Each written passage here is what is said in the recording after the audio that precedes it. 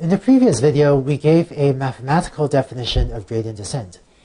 Let's delve deeper and in this video get better intuition about what the algorithm is doing and why the steps of the gradient descent algorithm might make sense. Here's a gradient descent algorithm that we saw last time. And just to remind you, this parameter or this term alpha is called the learning rate, and it controls how big a step we take when updating my parameter theta j. And this second term here is the derivative term. And what I want to do in this video is give you better intuition about what each of these two terms is doing and why, when put together, this entire update makes sense. In order to convey these intuitions, what I want to do is use a slightly simpler example where we want to minimize a function of just one parameter. So we have, say we have a cost function j of just one parameter, theta 1, like we did a few videos back, where theta 1 is a real number.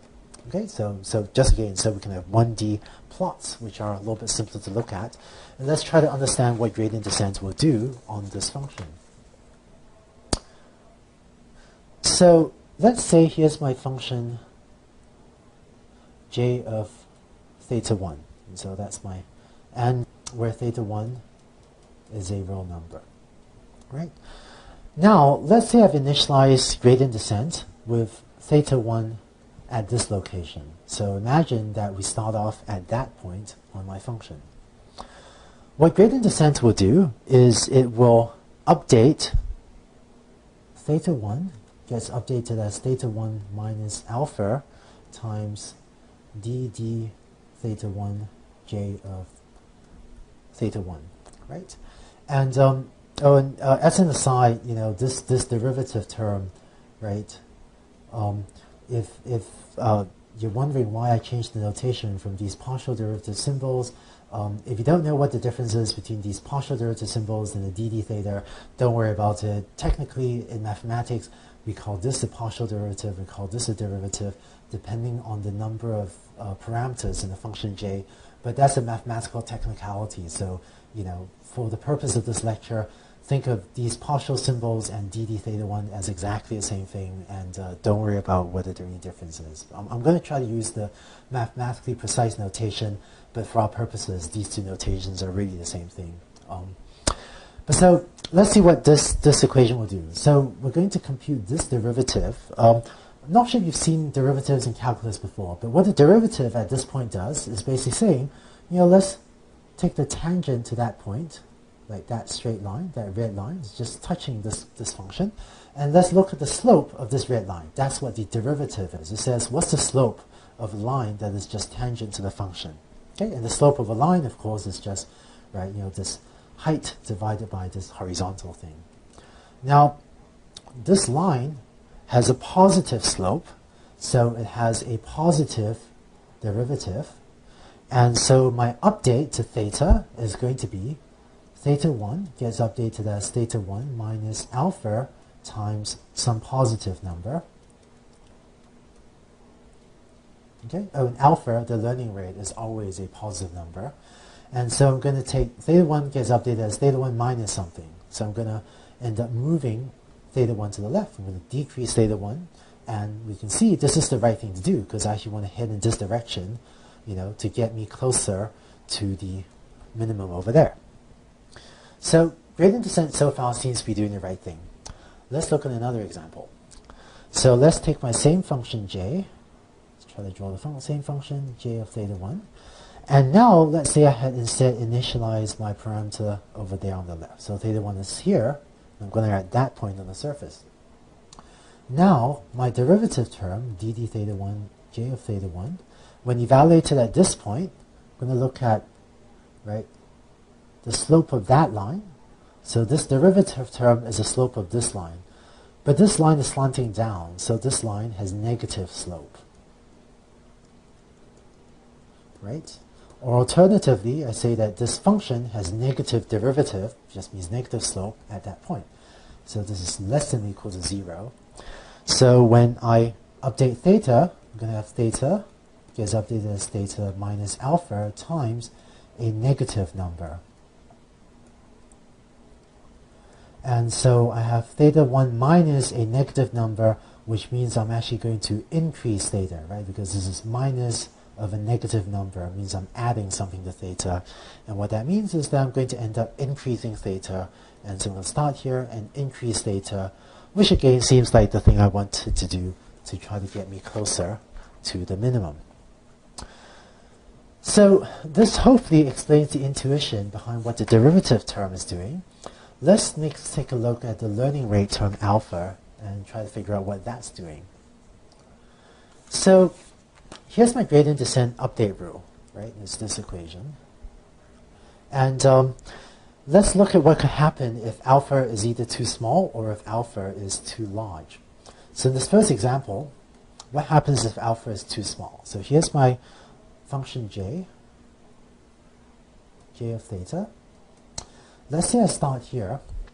If alpha is too small, then what I'm going to do is going to multiply my update by some small number. So I end up taking, it's like a baby step like that. Okay? So that's one step gradient descent. Then from this new point, I'm going to take another step, but if alpha is too small, I'm going to take another little baby step. And so if, if my learning rate is too small, I'm going to end up, taking these tiny, tiny baby steps to try to get to the minimum. And I'm going to need a lot of steps to get to the minimum. And so if alpha is too small, gradient descent can be slow because it's going to take these tiny, tiny baby steps, and so it's going to need a lot of steps before it gets anywhere close to the global minimum. Now, how about if alpha is too large? So here's my function j of theta. Turns out, if alpha is too large, then gradient descent can overshoot the minimum and may even fail to converge or even diverge. So here's what I mean. Let's say I start off theta there. It's actually pretty close to minimum. So the derivative points to the right, but if alpha is too big, I'm going to take a huge step. Maybe I'll take a huge step like that. Right? So I end up taking a huge step. And now my cost function has actually gotten worse, because I start off with this value, but now my value has actually gotten worse. Now my derivative points to the left. It says I should decrease theta. But if my learning rate is too big, I may take a huge step going from here all the way out there. So I end up going out there, right? And if my learning rate is too big, I can take another huge step on the next iteration and kind of overshoot and so on until you notice I'm actually getting further and further away from the minimum. And so if alpha is too large, it can fail to converge or even diverge. Now, I have another question for you. So this is a tricky one, and when I was first learning this stuff, it actually took me a long time to figure this out. What if your parameter theta 1 is already at a local minimum? What do you think one step of gradient descent will do? So let's suppose you initialize theta 1 at a local minimum. So suppose this is your initial value of theta 1 over here, and is already at a local optimum, at a local minimum. It turns out that local optimum, your derivative will be equal to 0. So let's look at that slope, right? So it's that tangent point. So the slope of this line will be equal to 0, and thus this derivative term is equal to 0. And so in your gradient descent update, you have theta 1 gets updated as theta 1 minus alpha times 0. And so what this means is that if you're already at the local optimum, it leaves theta 1 unchanged, because gets updates theta 1 equals theta 1. So if your parameter is already at the local minimum, one step of gradient descent does absolutely nothing. It doesn't change the parameter, which is what you want, because it keeps your solution at the local optimum. This also explains why gradient descent can converge to local minimum even with the learning rate alpha fixed. Here's what I mean by that. Let's look at an example. So here's a cost function j of theta that maybe I want to minimize. And let's say I initialize my algorithm, my gradient descent algorithm, out there at that magenta point. If I take one step of gradient descent, maybe it'll take me to that point, because my derivative is pretty steep out there, right? Now I'm at this green point, and if I take another step of gradient descent, you notice that my derivative, meaning the slope, is less steep at the green point than compared to at the magenta point out there, right? Because as I approach the minimum, my derivative gets closer and closer to 0 as I approach the minimum. So after one step of gradient descent, my new derivative is a little bit smaller, So when I take another step of gradient descent, I will naturally take a somewhat smaller step from this green point than I did from the magenta point. Now I'm at a new point, the red point, and then now even closer to the global minimum. So the derivative here will be even smaller than it was at the green point. So when I take another step of gradient descent, now my derivative term is even smaller, and so the magnitude of the update to theta 1 is even smaller. So take a small step like so. And as gradient descent runs, you will automatically take smaller and smaller steps until eventually you're taking very small steps, and you finally converge to the local minimum. So just to recap, in gradient descent, as we approach a local minimum, gradient descent will automatically take smaller steps. And that's because as we approach the local minimum, by definition, the local minimum is when this derivative is equal to 0. So as we approach the local minimum, this derivative term will automatically get smaller, and so gradient descent will automatically take smaller steps. So this is what gradient descent looks like, and there's so actually no need to decrease alpha over time.